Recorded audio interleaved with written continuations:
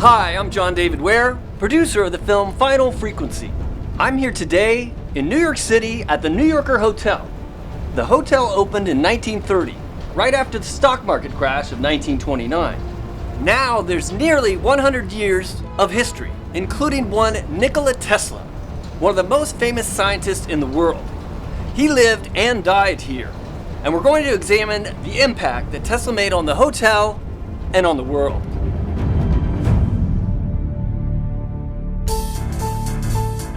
Tesla's home was the New Yorker Hotel. It was 43 stories high and had its own massive power generator, a hospital with its own operating room, an indoor ice skating rink, and a private entrance to the New York subway system. It was once the hub of New York life and the state of the Art Deco world, with a clientele that was the who's who of the day. It's changed a lot since he was here.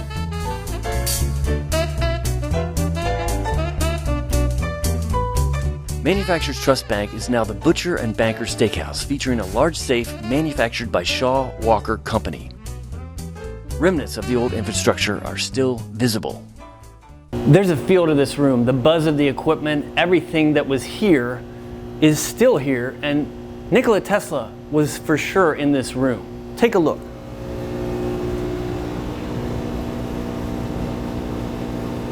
This is the original power plant of the New Yorker that was around in the days of Nikola Tesla.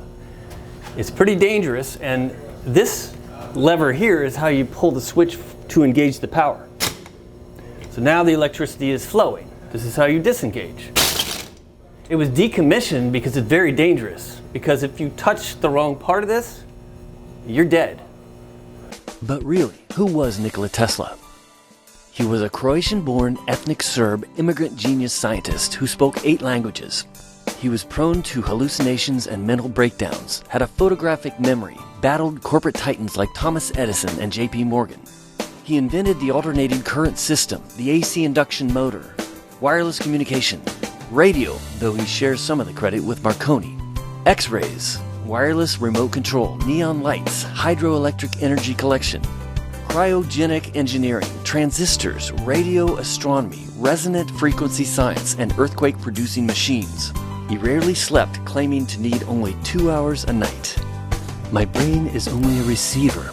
In the universe, there is a core from which we obtain knowledge, strength, and inspiration. From his statements, Tesla's mental state seems to have been almost trance-like and hyper-focused on his work.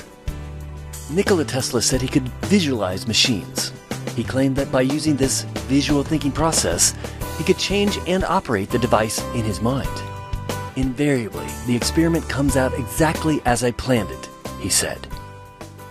Nikola Tesla used AC power to illuminate the 1893 Chicago World's Fair with spectacular results. Must have seemed truly miraculous at the time. Now, some of you have light bulbs in front of you. Could you hold them in your hand for the moment, just like that? Imagine, if you will, this coil is the Earth. Now, Tesla, by bouncing certain frequencies off the ionosphere and using the Earth as a giant battery, Tesla said that he could provide unlimited, free, and wireless power to any place on the planet. A century later, that same power is used today in our cell phones. The last 10 years of his life could have been his most productive. Certainly, the FBI started to take more notice of the inventor in 1940. This now unclassified document shows the reason for Tesla's government surveillance. Tesla's death ray was described in the September 22, 1940 New York Times when he was 84. Dubbed the death ray by the media, Tesla said of his Teleforce invention that airplane motors would be melted at a distance of 250 miles, so that an invisible Chinese wall of defense would be built around the country. It was to operate with a beam diameter of 100 millionth of a square centimeter and would also ignite explosives aboard any bomber with a potential to reach 80 million volts. Tesla made one important stipulation. Should the government decide to take up his offer, he would go to work at once, but they would have to trust him. He would suffer no interference from experts. Tesla was concerned with the implications of his research and its effects on the world. He famously said, "If your hate could be turned into electricity, it would light up the whole world." Bryant Park.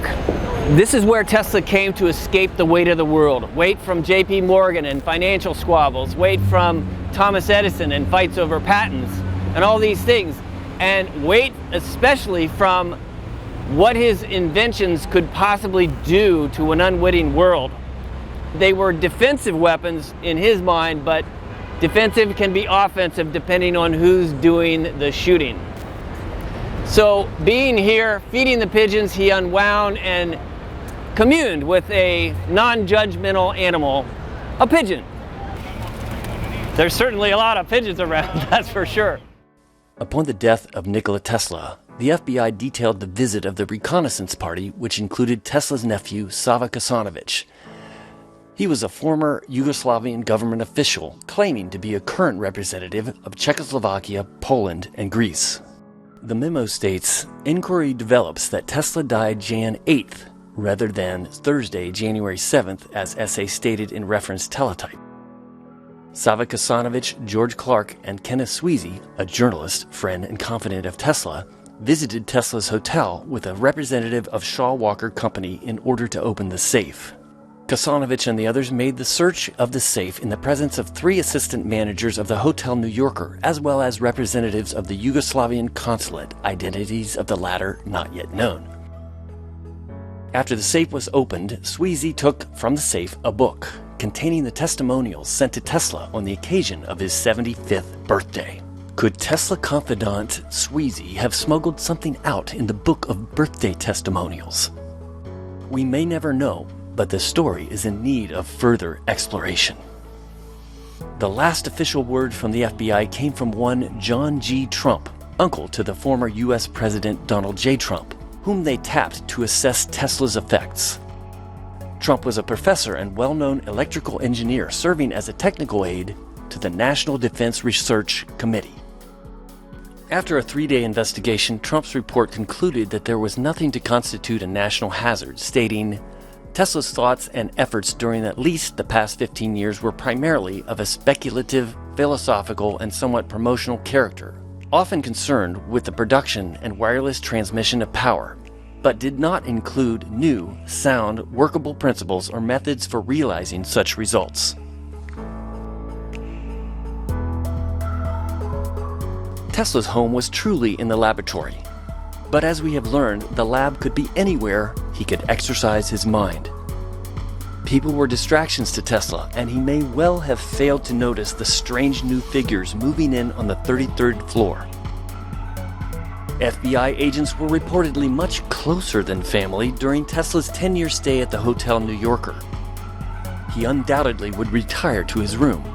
Let's take a look. So here we are in Tesla's actual room, number 3327 and 3328. What you can feel if you stay here is actually a little bit of greatness, because it was here for so long with Tesla. We've also hidden Nikola Tesla's journals, which we're giving away as prizes, somewhere in this room. See if you can guess where we've hidden them. Tesla's lost notebook is a leather-bound replica of the journal as seen in the film Final Frequency. It features Tesla's description of his own work from 1857 to 1916 and a personal note from Nikola Tesla in his own handwriting.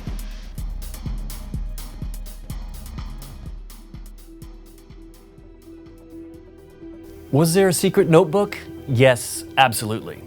But there were hundreds of secret notebooks. The most significant secrets of all were contained within Tesla's fertile mind. As for lost secrets at the Hotel New Yorker, perhaps science will one day learn how to extract echoes of the past. But for now, Tesla's legacy lives on in his research and in the wondrous technology he left to the world. As a society, we must do our part to maintain that his inventions are used in the way he intended, defensively, and for the good of us all.